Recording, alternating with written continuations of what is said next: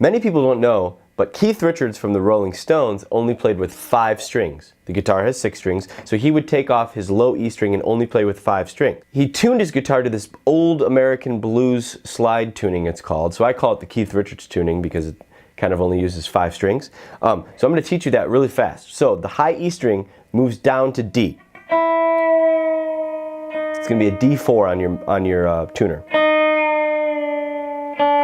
Because I tune that to D, the B string stays as it is. The G string stays as it is. The D string stays as it is. The A string moves down to G. That's going to be G2.